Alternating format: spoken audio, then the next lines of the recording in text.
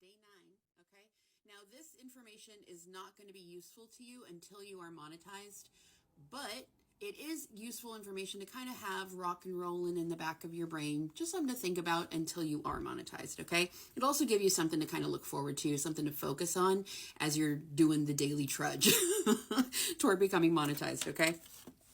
Once you're monetized, then we can start to focus on things like memberships, merch. Merchandise is a wonderful, wonderful passive income source that you literally don't have to do nothing for except for the graphic design part, which honestly, I would parse that out to a graphic designer, going on something like Fiverr.com and finding somebody who can do branding logos for you. Now, you can do it yourself. I think for the first go around, it's fine to do it yourself. But if you've got 30, 40 bucks, it's not expensive. But if you've got 30, 40 bucks just kicking around, go on Fiverr. Hire somebody to do it for you. It simply because of the feeling it's going to give you. It's going to give you this feeling of, I'm legit. Like I'm a professional. Like I have a graphic designer who's creating a logo for me. It's going to make you feel really good, really important. Do it. Okay. If you got the money. But I don't want you to be investing in services, apps, anything you don't need. Until the interest is there, do not invest, okay? Now, once you're monetized, you can back off of some of the constant content creation and give more time to smaller topics, okay? Because you're gonna by the time you're monetized, you're gonna understand what your niche is and what your people want to hear. Okay, and so at that point, if you want to continue just doing tarot, which you should while you're building other things, drop down to just zodiacs. Okay. Now, and I also want you to have kind of like this schedule to look forward to, but also to kind of just have as the backbone, okay? Now, this is what I recommend, again, once you're monetized. You're going to drop down to zodiacs, but you need to have a filming day. You need to have a self day, which is no touch, no touchy, no moving it. No, that's your you day. Don't get greedy like I did and do 7 days a week content creation because it gave me money, it gave me validation, like I felt like I was moving towards something and I never took a day off for myself. You need a rot day. That's what I call my rot days, okay? You need once a week a rot day where you can stay in bed if you want, do friggin' nothing if you want. You need a you day, okay? This does not count for errands. This does not count for cleaning up the house. No, this is a you day, okay? No touchy. No. You're going to regret it if you don't. Trust. Filming day, you need a self day. You also need a day that you are going to dedicate to coaching clients and to your private live face-to-face tarot clients. Because if you don't do that, you're going to get burned out real fast. People love the live one-to-ones. They love it when you show up on video, okay? It gets exhausting. And you start to resent it. That's why I only do text message readings now. I do not do Marco Polo readings anymore unless you're a coaching client. I do not show up face to face for any reading unless you are a coaching client, because it gets exhausting. Because not only are you translating, right, from the divine, from your intuition, from your higher self, which takes energy, but you're also having to sit and look at someone. And if you are at all empathic, you're taking that on. So it's kind of like double. So not only am I looking at you and taking in all of that energy, all of that emotion, right? Because I'm working, so my guards are down, my psychic guards are down. So I'm taking that on. I'm also having to take in information from up there, from higher self. So I have that coming in, and then I need to put out, right? I need to be translating what I'm getting to this person while holding space for them. It's a lot. It's a lot. And so you need to have one day where that's your day of knowing, I gotta fucking show up today. Today, I gotta show up. I gotta be live for my coaching clients. I've gotta be live for my private readings. And today is the day when I'm going to expel a whole ton of energy, but then I get a week to recoup. Okay? So, I would also recommend, once you're able to, by the time you're monetized, you definitely will be able to, go live 4 times a week. It doesn't have to be 7. I'm trying to give y'all like a very, very balanced way of doing this. Aim for 4 days, going live 4 days a week. Okay? Sometimes you're going to go live, nobody shows up. That's okay. You did it. You followed through. You did what you said you were going to do. And cool. Now you got an extra couple of hours to go do something else. Okay? Go live 4 days a week. Every week. Make that commitment. Okay? Number 1, the algorithm is going to love it. People love it when you show up live. And it's really, really useful in terms of getting you used to showing up for different, not groups, but like different, amounts of people. You see what I'm saying? Slowly but surely, it's going to start building. So you're going to go from 2 people in your life to 200. And it's a really healthy, good progression. Okay. So when I was doing it, because I was doing my manifestation method and putting in all of this time, effort, and energy, I would go live every day, multiple times a day. But I didn't, because I grew so fast, which was wonderful. Don't get me wrong. I'm very happy with it. But because I grew so fast, I didn't give myself time to adjust from 17 people in the chat to 2,500. It jumped. And so I really want y'all to not have to adjust that fast. I can handle it because I like it. But I know there are a lot of people, I have friends that are tarot readers, that it was too much for them. And so I want y'all to be able to slowly build, slowly grow. Because what we're doing is I want you to create a much stronger foundation than what I had bothered to create for myself. Okay? So go live 4 days a week. Commitment. So then, I also want you to have 1 day a week where you are, and this doesn't have to take forever. It can just be a couple hours, an hour even. But I want you to have a money day. I want you to have a day where you sit down with you and your finances. And I want it to be fun, but I also want it to be sexy. Because the more you're in that feminine, sensual vibe, and men, if you're watching this, this applies to you too. We're talking about energy, okay? It's really important to have that kind of connection to your finances, to your abundance. For many, many reasons that I could get into, that would be a whole video series in and of itself. If y'all want that, let me know. But you need to have a money day where that's your day. You have your glass of wine, you have your popcorn or your favorite meal of the week, you know, maybe that's your binge day. And you've got your favorite show on in the background, maybe some music, fireplace, right? I want it to feel sensual. I want it to feel sexy. And I want it to feel like something you really look forward to. Sitting down with your money and developing that bond, that relationship.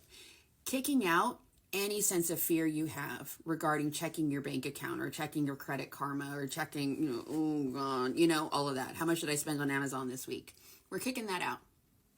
And instead, we're going to have a very, almost like eye-to-eye connection with your money, okay? So, because the less scared you are of your finances, the more it's going to flow to you. You feel me? So, money day, non-negotiable. Now, in terms of content creation schedule, once you're monetized, moving forward. So now you have the foundation. Now we're going to start working on expanding, right? So it's going to be really important that you give yourself time to have the time to just be creative. So, part 2.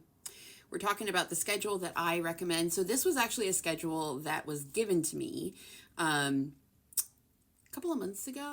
few months ago. I would say like 5-6 months ago. It was after I got married, and I was having to really give of myself. And so my husband likes it when I'm around. Bless him. But I had a really hard time adjusting to not being fully invested in one thing. Like now my life is very much like I'm, a mom of sorts. I'm a stepmom, and I'm a fully fledged wife, and I'm a daughter, and I am a content creator, and I'm a coach, and I'm a reader, and I'm a dog mom, and I have a household to run, right? And I got finances to fix, and I have a business to run. I'm freaking Queen of Pentacles. And so it became very clear to me that I was going to have to stop trying to be who I was, because I no longer have that situation in front of me. I no longer only have to worry about myself. R.I.P. to Brie, who only had to care about herself.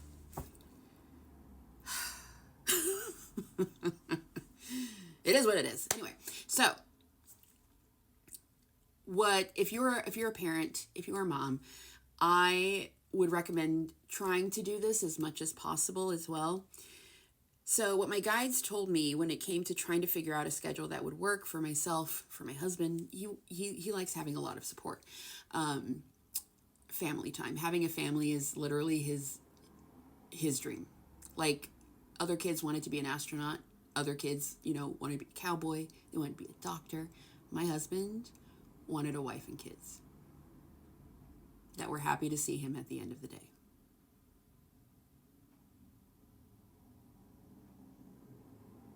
That's his dream.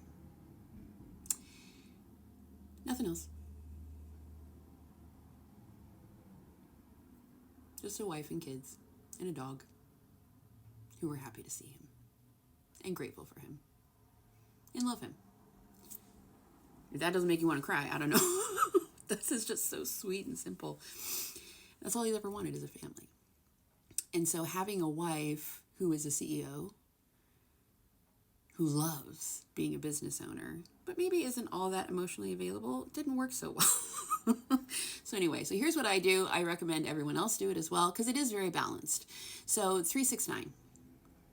I dedicate 3 hours in the morning when I wake up to me and my spiritual practice, making that my number one priority. Okay. Then 6 hours of work and 9 hours for the fam bam. And when I sat and thought about the timing of it, it worked out beautifully, like beautifully. Because I normally wake up around 4 a.m. just naturally. And so I wake up at 4 a.m. till 7, 3 as I say that, and get my stepdaughter ready. I wake her up at, so I guess, yeah. So my schedule does actually change on the days that we have her, but that's okay. And then I would take her, get her ready for school. My husband usually takes her to school, and then 6 hours of work. So for me, what that looks like is I would get up at 4 a.m., 3 hours to myself, make her breakfast, make sure she's got everything she needs, and she's out the door. So there's an hour, like an hour lapse, right? From 7 to 8, I'm not really available for anything except for her and getting coffee down my husband's gullet so he is palatable, and getting her out the door to school, okay? Then 6 hours is from 8 to 2. She gets out of school at 3. And I just realized how perfect it was. I was like, oh. Because then I have an hour after work to get her lunch ready, to kind of pick up the house a little bit, have some time to myself, and kind of segue out of work Brie into wife Brie. And then I'm with the family from 3 to 11, from 2 to 11.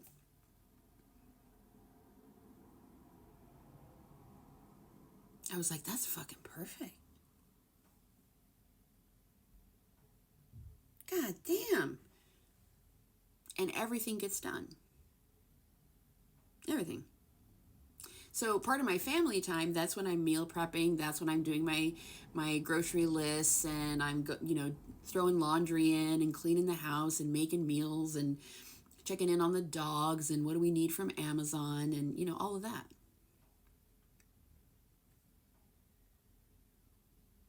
With that schedule, the 369, everything gets done. Everybody has their needs met, including myself.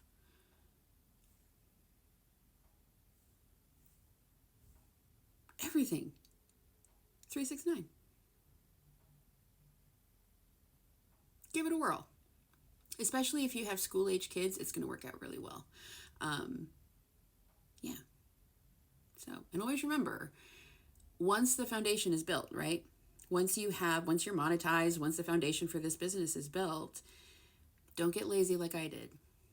Don't let your empire fail simply because you were too rigid to see where it needed to be expanded or changed or massaged. Once it's built, the spiritual practice maintains it. Having that meeting with your advisors every day maintains it. And also, I really want to encourage, when you do get those random ideas, they're not random. I almost see them now as like assignments from my higher self, from my spirit team. If I have a random weird, like this whole series was once a random idea that was given to me, and now I really prioritize what I get from the divine, and I see it as an assignment.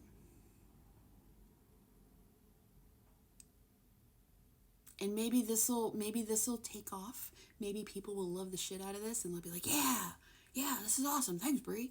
Maybe it won't. Maybe this little channel will stay at 80 followers forever. I'm okay with that. Whether this makes me money or not, whatever. But I do know that there was a need for this. Otherwise, my spirit team would not have had me bother with it. So I hope this was helpful for everyone. And now that we've made it through the 9-day challenge, now we're going to start workshopping it. And what I'm going to do is I am going to post videos detailing what I'm doing. And over in the Glow Up Protocol YouTube membership, that you do have to pay to be a part of. They don't get a lot of extra content. What they get is monthly or weekly, depending on the group you're in. They get workshops with me, live workshops. And so, yeah.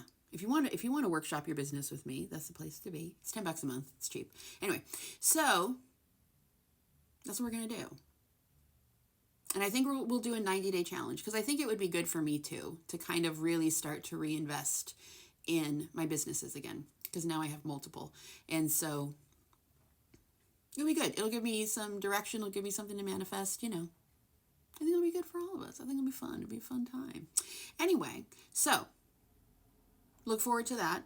90-day challenge 90 days to escaping the matrix in the flesh is going to be happening. And maybe what we'll do is we'll build up this channel and my other YouTube channel that's not monetized. Maybe we'll see what we can do in 90 days. Be pretty cool if we were able to monetize these two accounts within 90 days. Yeah, that'll be fun. And you guys can see how it's done in the flesh. Okay, I love you guys so much. I will see you for the 90-day challenge. I hope this was helpful and useful. If there's anything that I didn't touch on that you do have questions on, please let me know. I'm happy to add little videos, little addendums to this topic as we go. And yeah. All right, I'll see you guys soon. Bye.